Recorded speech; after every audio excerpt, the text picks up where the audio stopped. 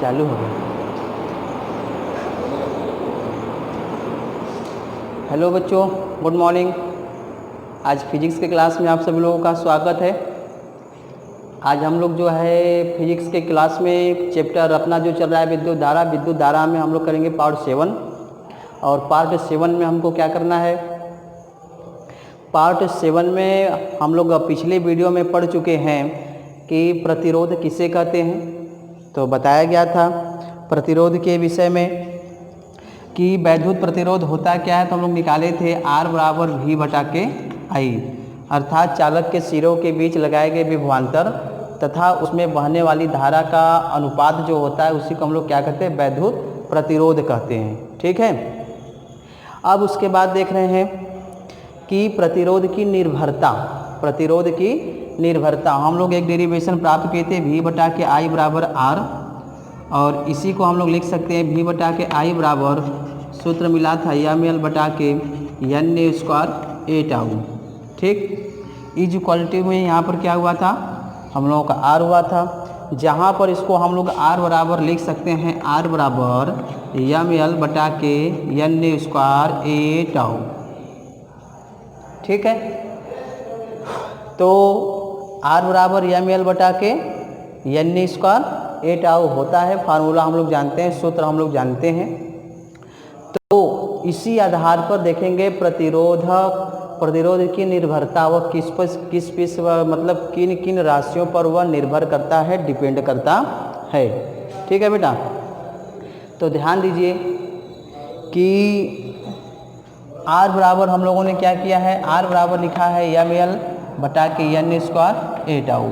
तो उसमें प्रतिरोध की जो निर्भरता है, प्रतिरोध की निर्भरता जो होती है R किस पर डिपेंड कर रहा है, तो सबसे पहला काम कि जो वैद्युत प्रतिरोध होता है वह चालक तार की लंबाई के क्या होता है, अनुक्रमानुपाती होता है।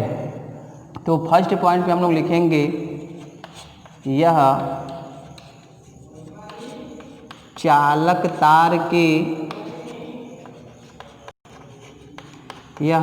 तार के लंबाई के अनुक्रमानुपाती होता है।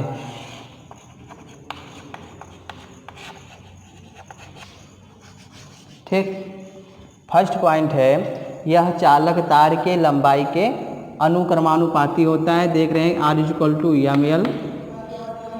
ml है, तो यल यहाँ पर क्या है, इसके अनुक्रमानुपाती में है। ठीक, अब उसके बाद में देखेंगे इसको हम लोग लिख सकते हैं R प्रोपोर्शनल क्या हो जाएगा, यल हो जाएगा। ठीक बेटा, यह चालक तार की लंबाई क्या होता है, अनुक्रमानुपाती होता है, अर्थात R प्रोपोर्शनल यल हो जाएगा।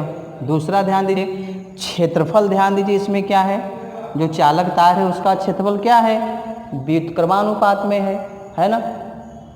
तो जब क्षेत्रफल व्युत्क्रमानुपात में है तो क्या होगा, वैद्युत प्रतिरोध क्या होगा, चालक तार के क्षेत्रफल का क्या होता है, व्युत्क्रमानुपाती होता है। तो सेकेंड पॉइंट में इसका क्या होगा, सेकेंड पॉइंट में होगा कि यह चालक तार के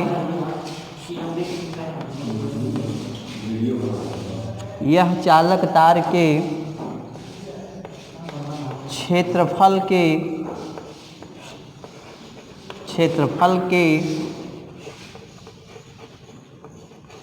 व्युत्क्रमानुपाती होता है।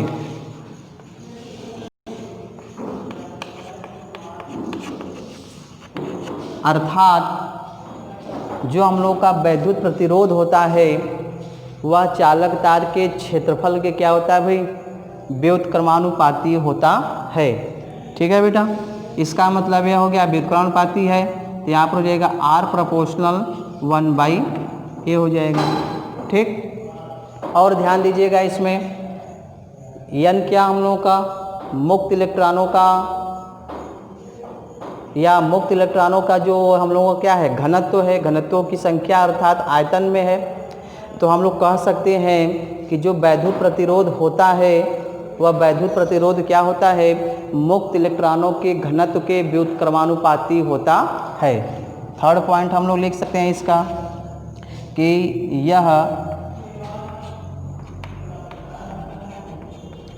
यह चालक तार में मुक्त इलेक्ट्रॉनों के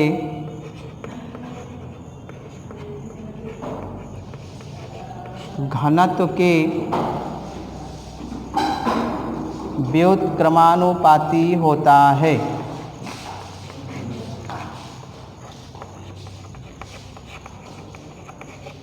ठीक, यह चालक तार में मुक्त इलेक्ट्रॉनों के घनत्व के व्युत्क्रमानुपाती होता है। यहाँ पर मुक्त इलेक्ट्रॉन क्या है, प्रत्येकांक आयतन में पाए जाते हैं। ठीक है, तो n क्या है, इसके व्युत्क्रमानुपात में है। चौथा क्या है, इसका क्रांतिकाल है। तो वैद्युत धारा जो होता है वह क्रांतिकाल के भी क्या होता है, व्युत्क्रमानुपाती होता है। तो चौथा पॉइंट लिखेंगे कि यह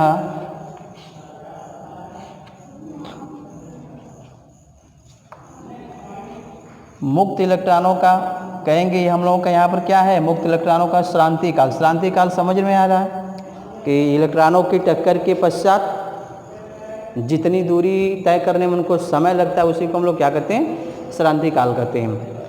तो यह मुक्त इलेक्ट्रॉनों के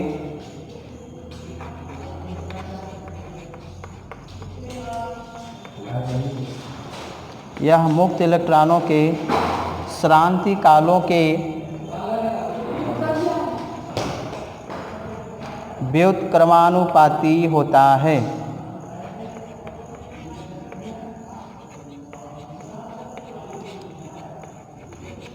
ठीक है, तो इसको आप लोग नोट कर लीजिए अपने कॉपी पर। अब नेक्स्ट ध्यान दीजिए। ठीक है बेटा, देखो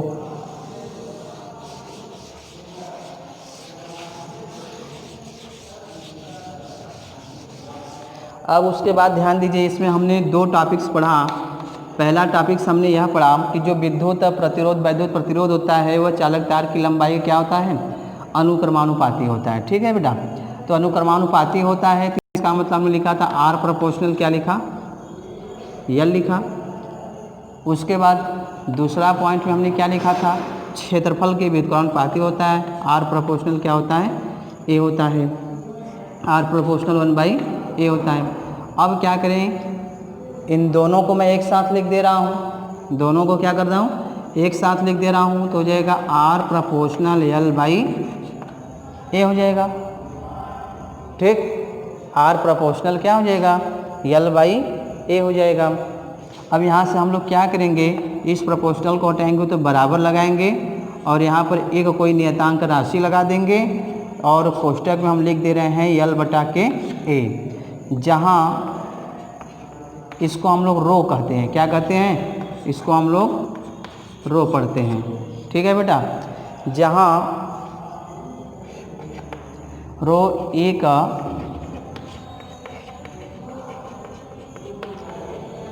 नियतांक राशि है,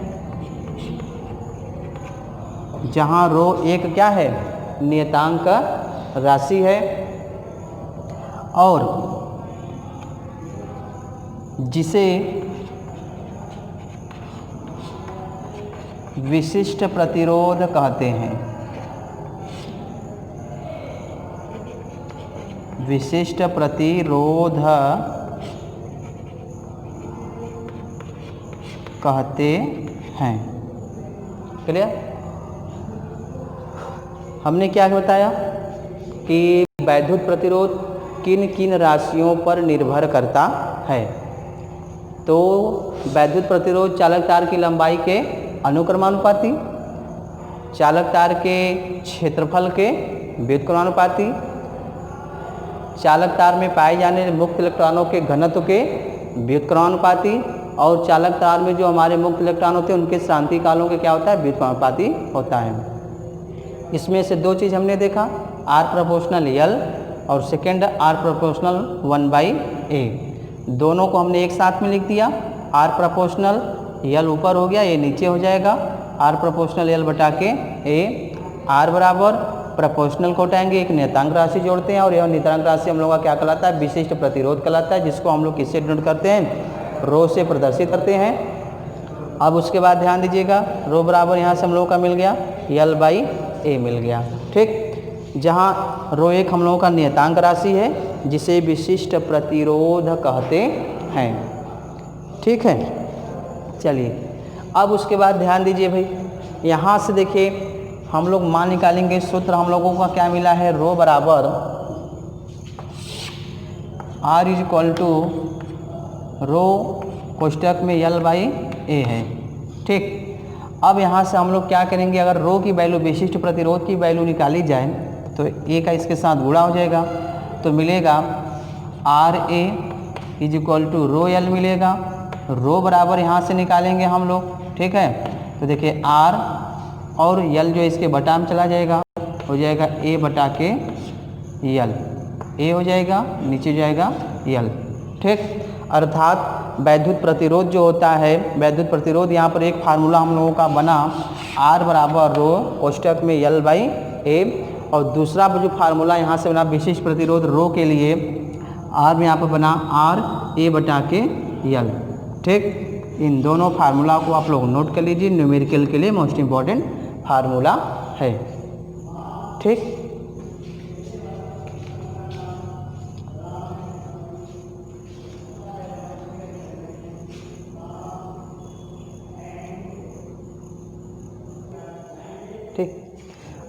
ठीक है बेटा। अब नेक्स्ट हेडिंग हम लोगों का है वैद्युत प्रतिरोध। हमने पढ़ा कि वैद्युत प्रतिरोध किसे कहते हैं और वैद्युत प्रतिरोध जो है किन किन राशियों पर निर्भर करता है। तो हमने देखा तो चालक तार की लंबाई पर डिपेंड करता है, क्षेत्रफल पर डिपेंड करता है, श्रांति काल पर डिपेंड करता है और उनके मुक्त इलेक्ट्रॉनों के घनत्व पर डिपेंड करता है। अब उसके बाद में हम लोग का नेक्स्ट हेडिंग जो हम लोग का है वैद्युत चालकता। वैद्युत चालकता, अब देखिए वैद्युत चालकता किसे कहते हैं हम लोग, तो वैद्युत चालकता की जो परिभाषा होती है तो होते किसी चालक तार के वैद्युत प्रतिरोध के व्युत्क्रम को, बस उसी का उल्टा कर दीजिए। ठीक है, किसी चालक तार के वैद्युत प्रतिरोध के व्युत्क्रम को ही हम लोग क्या कहते हैं, वैद्युत चालकता कहते हैं। ठीक है, तो परिभाषा देखिए इसका, किसी चालक तार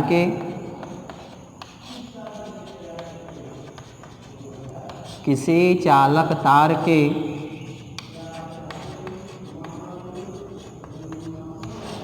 वैद्युत प्रतिरोध के, किसी चालक तार के वैद्युत प्रतिरोध के व्युत्क्रम को,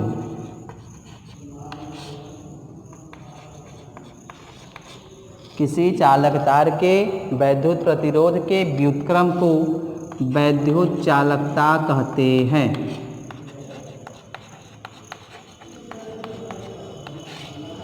वैद्युत चालकता कहते हैं।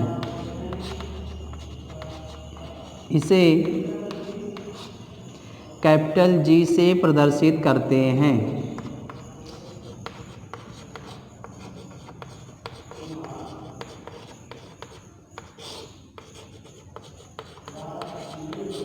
इसे कैपिटल जी से प्रदर्शित करते हैं।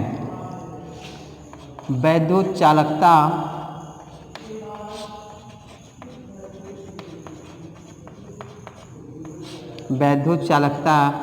कैपिटल जी बराबर वैद्युत प्रतिरोध का व्युत्क्रम होता है, तो 1 बाई क्या हो जाएगा, आर हो जाएगा। ठीक, अब ध्यान दीजिए, यहाँ से हम लोग देखेंगे G बराबर 1 बाई आर, तो G बराबर जो होता है मात्रक, यहाँ से हम लोग इसका निकाल दें, ये तो फार्मूला हो गया G बराबर 1 बटा के आर। ठीक, मात्रक देखिए इसका क्या बनेगा,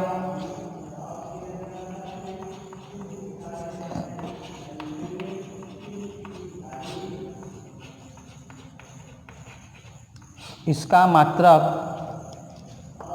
मात्रक निकालेंगे, यहाँ पर क्या है, वैद्युत प्रतिरोध, प्रतिरोध की बीमा क्या होती है, ओम होती है। तो इसका मात्रक यहाँ से निकालेंगे, ओम ऊपर ले जाएंगे तो क्या हो जाएगा, ओम इनवर्स, ओम इनवर्स। ठीक है, इसका मात्रक ओम इनवर्स होता है। इसके दो अन्य मात्रक और होते हैं जिसको हम मोह कहते हैं और साइमन कहते हैं। ठीक, इसके अन्य मात्रक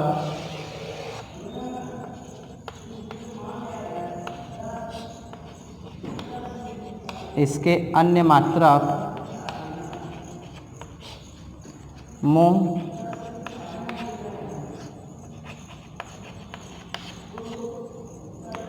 तथा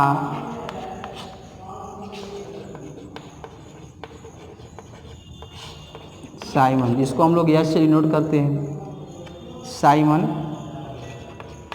होता है। ठीक, तो हमने देखा वैद्युत चालकता, इलेक्ट्रिक कंडक्टिविटी, इलेक्ट्रिक कंडक्टिविटी।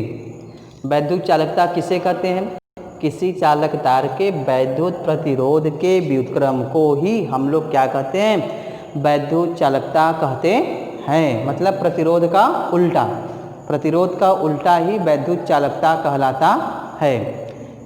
इसे हम लोग कैपिटल जी से डिनोट करते हैं। इसके जो है मात्रक निकालेंगे तो इसके हमारे 3 मात्रक प्राप्त हो जाएंगे। कौन कौन से मात्रक होते हैं भाई, उसके जो है मात्रक 3 होते हैं। क्या होता है, जी बराबर, यहाँ से मान निकालेंगे, जी बराबर 1/r हो जाएगा। यहाँ पर r क्या प्रतिरोध है, वैद्युत प्रतिरोध का बीमा का मात्रक क्या होता है, ओम होता है। उसको ऊपर ले जाएंगे तो क्या हो जाएगा, ओम इनवर्स। तो इसका मात्रक जो बनेगा, इसका मात्रक बनेगा ओम इनवर्स होता है। और इसके 2 अन्य मात्रक और होते हैं। इसके अन्य मात्रक मो, इसको हम लोग किससे डिनोट करते हैं, क्या लिखते हैं, मो। ठीक, मो तथा साइमन, साइमन को हम लोग किससे डिनोट करते हैं, यश से प्रदर्शित करते हैं। इसके 2 अन्य मात्रक और प्राप्त हो गए। इसके अन्य 2 मात्रक मो तथा साइमन होता है। क्लियर, तो इसको आप जो है अपने कॉपी पर नोट कर लीजिए और उसके विषय में आगे देखिए। इसका बीमा उमा भी हम लोग निकाल लेते हैं कि इसका बीमा कितना होता है, क्या होता है। ठीक है, तो देखिए,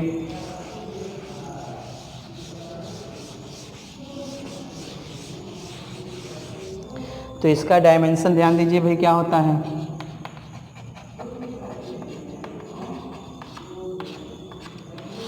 तो हम लोग जानते हैं वैद्युत प्रतिरोध, वैद्युत प्रतिरोध की बीमा क्या होती है। तो वैद्युत प्रतिरोध R बराबर होता है क्या है, V बटा के हम लोगों का I होता है। V क्या है हम लोगों का, विभवांतर है। विभवांतर की बीमा नहीं जानते तो हम लोग आसानी से निकाल सकते हैं। विभवांतर बराबर होता है W/Q होता है। W/Q का मतलब है, W हम लोगों का कार्य है, Q क्या है, आवेश है। तो यहाँ से जो है कार्य की हम लोग बीमा निकालेंगे। कार्य की बीमा आप सभी लोग जानते हैं। कार्य की बीमा होता है ml² T⁻²। ठीक है बेटा, नीचे है हम लोगों का आवेश, आवेश का जो बीमा होता है क्या होता है, AT होता है। अर्थात यहाँ से जो हम लोग बीमा निकालेंगे किसका, विभवांतर का, विभवांतर का बीमा हो जाएगा ml² हो जाएगा, T⁻³ हो जाएगा, A⁻−1 हो जाएगा। क्लियर, उसके बाद ध्यान दीजिए, इसका विभवांतर का बीमा हम लोग लिखेंगे तो ml² हो जाएगा, T⁻³ हो जाएगा, A⁻−1 हो जाएगा। ठीक, बटा में आइए, क्या है, वैद्युत धारा, वैद्युत धारा का बीमा होता है A। ठीक, अब इसको हम लोग क्या करेंगे, इनको हम एक साथ लिख लेते हैं, ऊपर लिख लेते हैं, A को ऊपर ले जाते हैं। तो ध्यान दीजिएगा, बराबर में यहाँ से हमको रिजल्ट मिलेगा, यहाँ पर -1 है, ऊपर जाएगा तो यह भी माइनस बनाएगा। अर्थात A-1 पहले से है, एक -1 ऊपर जाएगा। समान आधार है, समान आधार में घातांक आपस में क्या हो जाते हैं, जुट जाते हैं। तो माइनस और माइनस जुट करके कितना हो जाएगा, -2 हो जाएगा। तब यहाँ से वैद्युत प्रतिरोध का बीमा जो मिलेगा ml² T⁻³ जाएगा तो ऊपर कितना है, माइनस माइनस कितना हो जाएगा, -2, अर्थात A⁻² हो जाएगा -2। ठीक बेटा, तो यहाँ से वैद्युत प्रतिरोध का बीमा जो हम लोग को मिल गया ml² T⁻³ A⁻−2 मिल गया। अब हम लोग वैद्युत चालकता की बीमा निकालेंगे, अर्थात जी की बीमा निकालना है हम लोगों को। तो हम लोग मान रख देते हैं जी बराबर हो जाएगा जी की बीमा बटे आर की बीमा। ठीक, बराबर में ध्यान दीजिए 1/r की बीमा निकालेंगे तो आर की बीमा हम लोगों को प्राप्त हुआ है ml स्क्वायर t के पावर -3 a के पावर -2। ठीक है, तो देखिए अब यहाँ से जी की जो बीमा निकालेंगे अर्थात वैद्युत चालकता की बीमा बराबर इन सभी को हम लोग क्या करेंगे ऊपर ले जाएंगे। तो बीमा मिलेगा m के पावर -1 l के पावर -2 t के पावर 3 a के पावर 2। ये होता है वैद्युत चालकता की बीमा। मतलब जो वैद्युत प्रतिरोध का बीमा होता है मात्रक होता है, जस्ट उसी का उल्टा वैद्युत चालकता की मात्रक होती है, वैद्युत चालकता की बीमा होती है। ठीक है बेटा, तो इसको आप लोग जो है नोट कर लीजिए। ठीक, मिटा दिया जाए। ठीक है भाई, देखिए नेक्स्ट हेडिंग